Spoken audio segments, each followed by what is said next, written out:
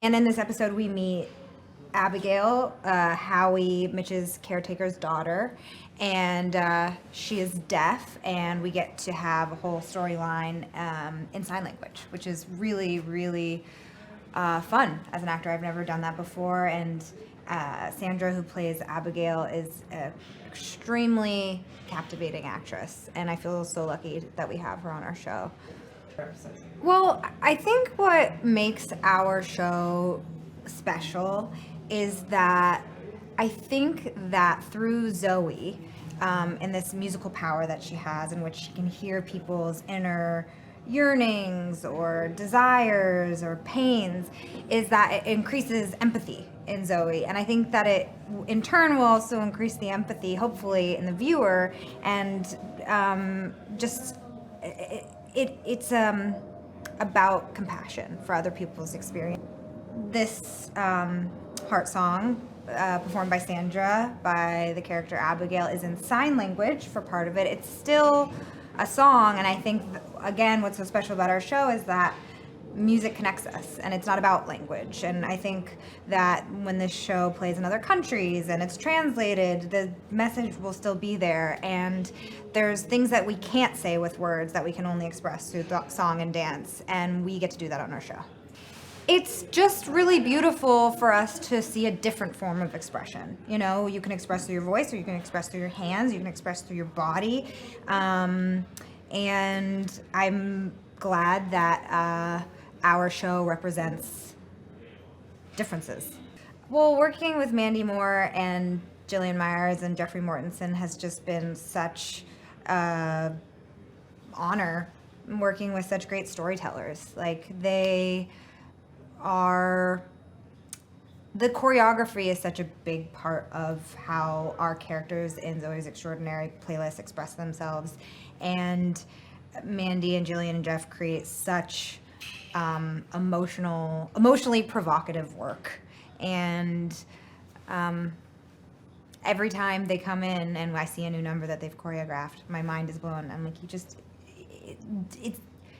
it's everyone is so great. So across the board, it's been so inspiring to work with such talented people. And I'm working with Broadway stars, I'm working with Deaf West stars, I'm working with incredible performers at like the highest caliber, and the group that's here today from Deaf West are just so creative and talented, and I'm so glad that we get to have them.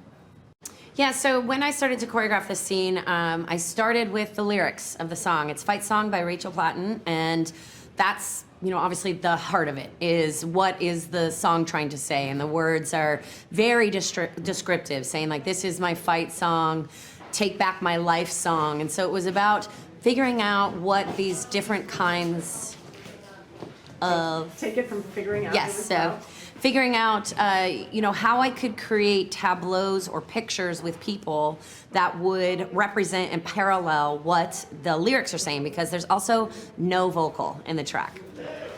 Oh. Yes, so we actually have no lyrics in the track. It's completely instrumental, and we have a cello that is representing the melody for the track. So not only are you watching these people sign in a language that you may not understand, you don't have a word to understand either if you don't speak ASL.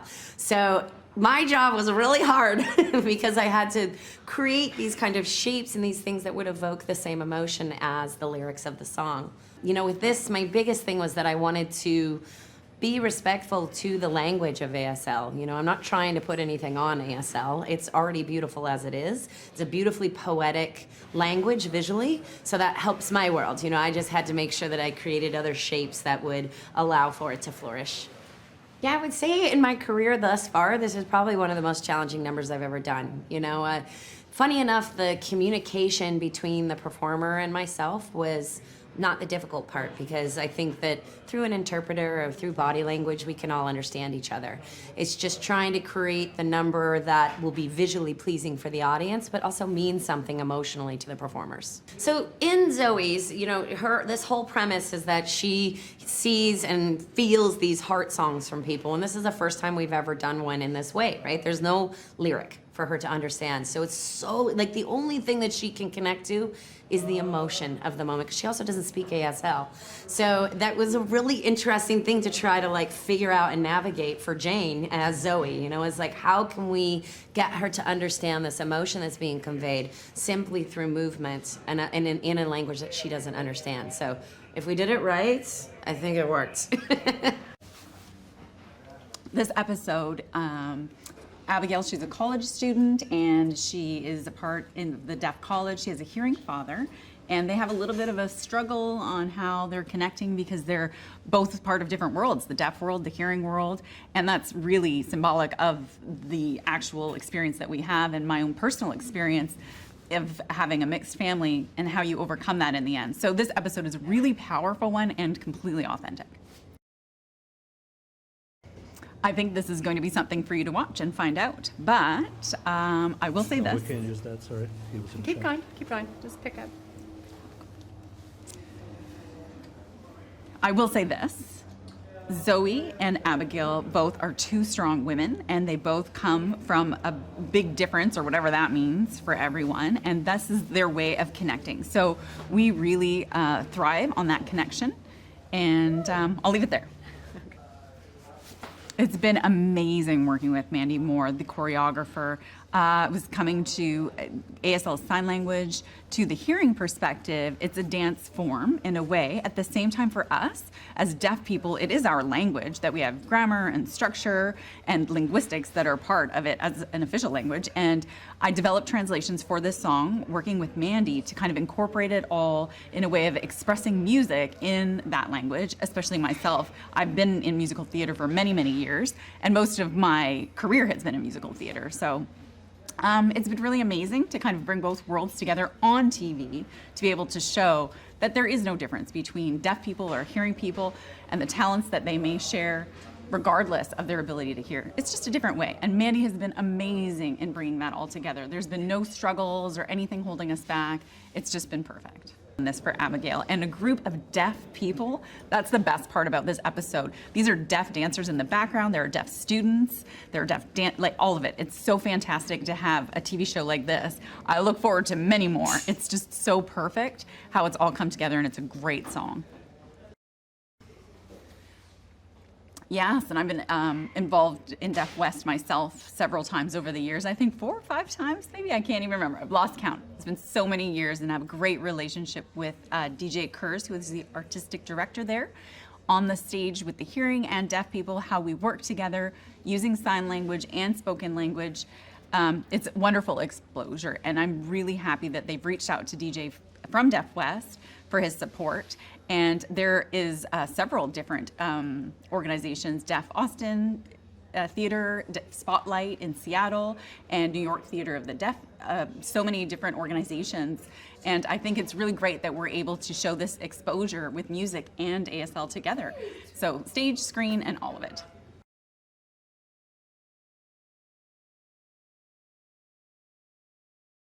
This has been one of several TV shows that I've been a part of, and it's always been a great experience. But I have to say, working on ZEP, they've really put effort into learning sign language. They've made posters of basic sign to communicate. So the crew and the cast have really put a lot of effort in this short time. But maybe down the road, there could be a lot of opportunities on how deaf people and hearing people can work together. It's really a lot of care that they're showing, and had made it easy for me and for them too to work together. All of us, them working with me, it's been really amazing. One thing I just wanted to emphasize about this episode is I think it finally shows a really powerful character in a powerful scene with a great story. It's not a deaf person as a victim. Oh, it's so sad, I can't hear, I can't communicate, blah, blah.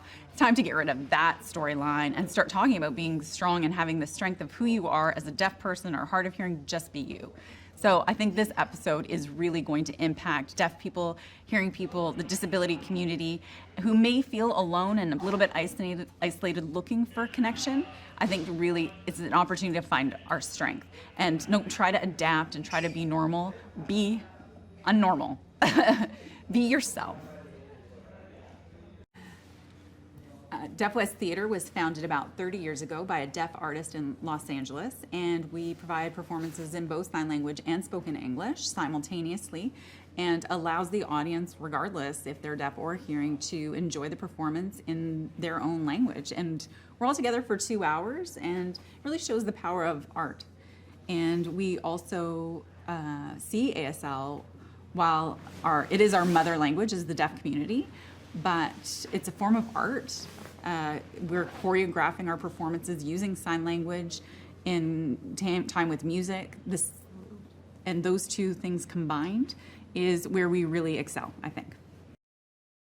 And we really are honored to be here because we want to continue sharing the power of expressive sign language with music, and that is an area where the two worlds meet. And I think it's a really powerful opportunity, and thrilled to present that kind of performance on a network television show. Mandy is a great person, and I think that she understands that us as deaf individuals are not necessarily hearing the music, but we're feeling the music. And she works from that place of studying how we can really genuinely express through dance and music combined. She works from that place. And I think her vision just kind of really fit with our culture. Couldn't be happier with the results.